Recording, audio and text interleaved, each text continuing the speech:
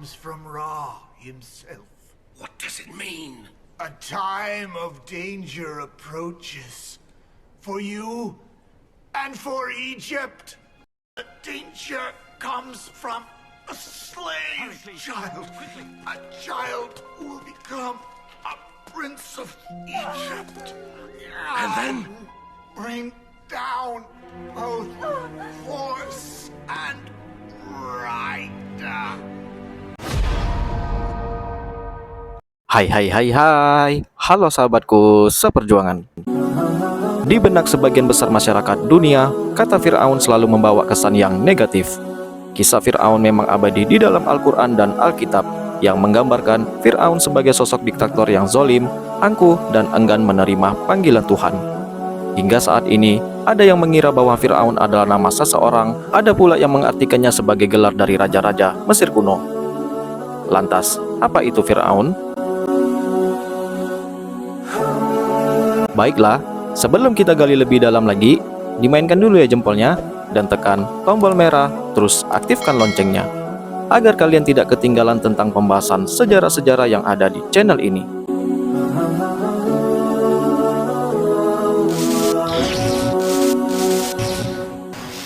Melansir dari Britannica, kata Fir'aun berasal dari bahasa Mesir, Pero atau Pera, yang artinya rumah besar.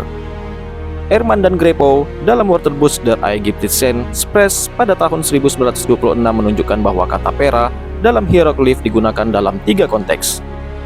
Pertama, Pera yang berarti rumah besar digunakan untuk menyebut istana raja di era kerajaan lama Mesir. Kedua, Pera kemudian digunakan sebagai sebutan tempat tinggal raja dan pemukiman lainnya. Ketiga, Pera selanjutnya digunakan sebagai gelar raja-raja Mesir di era kerajaan baru. Lantas, dapat disimpulkan bahwa Fir'aun merupakan istilah yang berevolusi. Pada awalnya, Fir'aun digunakan untuk menyebut istana raja, tetapi dalam perkembangannya menjadi gelar yang disandang oleh raja Mesir kuno, khususnya di era kerajaan baru. Para sejarawan juga mengungkapkan bahwa pada awalnya penguasa Mesir tidak menyandang gelar Fir'aun, tetapi disebut raja. Fir'aun baru digunakan sebagai gelar untuk penguasa Mesir ketika memasuki era kerajaan baru, atau dimulainya dinasti ke-18. Gelar Fir'aun di Mesir sebagaimana gelar Kisra untuk raja-raja Persia, gelar Al-Khil untuk penguasa Yaman, atau gelar Kaisar bagi penguasa Romawi kuno. Bagi masyarakat Mesir kuno, Fir'aun merupakan pemimpin politik sekaligus pemimpin agama. Sebagai pemimpin negara, Fir'aun memiliki wewenang untuk membuat undang-undang, mengobarkan perang, dan memungut pajak. Sedangkan sebagai pemimpin agama, Fir'aun dianggap sebagai perantara ilahi antara dewa dan orang Mesir. Di samping itu juga, ada pula yang menyebut Fir'aun sebagai gelar raja-raja Mesir dari dinasti pertama pada tahun 3150 sebelum Masehi hingga aneksasi Mesir oleh Kekaisaran Romawi pada tahun 30 sebelum Masehi. Oleh karena itu, Raja Narmer atau Menes yang menyatukan Mesir Hulu dan Hilir serta dikenal sebagai pendiri dinasti pertama Mesir disebut-sebut sebagai Fir'aun pertama. Namun, penyebutan Fir'aun memang paling populer dan konsisten digunakan untuk menyebut raja-raja dari era kerajaan baru yang dimulai dari dinasti ke-18.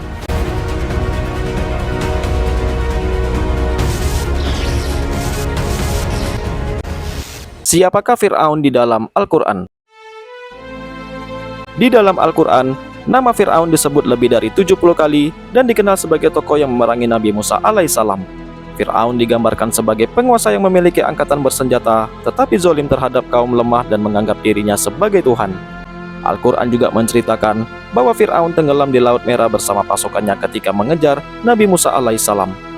Namun, Al-Quran tidak menyebut secara spesifik nama dari Fir'aun yang hidup bersamaan dengan Nabi Musa alaihissalam. Oleh karena itu, Fir'aun sering dianggap sebagai nama orang. Di samping itu juga, muncul banyak pendapat dari para ahli dan ulama tentang siapa sosok Fir'aun yang dimaksud di dalam Al-Quran. Pandangan yang hampir disepakati oleh seluruh sejarawan kontemporer adalah bahwa Nabi Musa alaihissalam hidup di Mesir pada abad ke-13 sebelum Masehi di era kerajaan baru. Kerajaan baru merupakan puncak kegemilangan Mesir kuno, sekaligus era paling populer dan kisahnya juga terdokumentasi cukup baik. Di masa itu, terdapat sejumlah Fir'aun yang paling berpengaruh seperti Hatshepsut, Tuthomes ketiga, Amenhotep ketiga, Akhenaten, Tutankhamun, dan Ramses kedua. Berdasarkan deskripsi Fir'aun di dalam Al-Quran, para ahli dan ulama umumnya meyakini bahwa Fir'aun yang melawan Nabi Musa alaihissalam adalah Ramses kedua.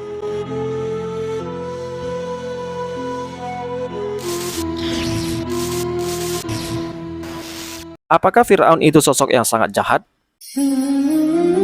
Di dalam Al-Quran dan Alkitab, Fir'aun tentunya digambarkan sebagai sosok diktator yang sangat zolim, angkuh, dan enggan menerima panggilan Tuhan.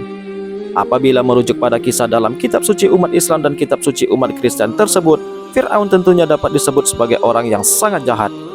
Namun, tidak mudah menyebut Fir'aun sebagai orang yang sangat jahat apabila Fir'aun didefinisikan sebagai gelar yang disandang oleh raja-raja Mesir kuno. Raja-raja Mesir kuno tentunya sangat banyak dan masing-masing memiliki sifat yang sangat berbeda.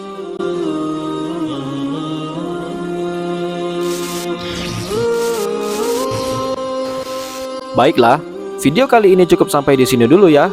Sampai jumpa lagi di video selanjutnya yang pastinya tidak akan kalah menariknya.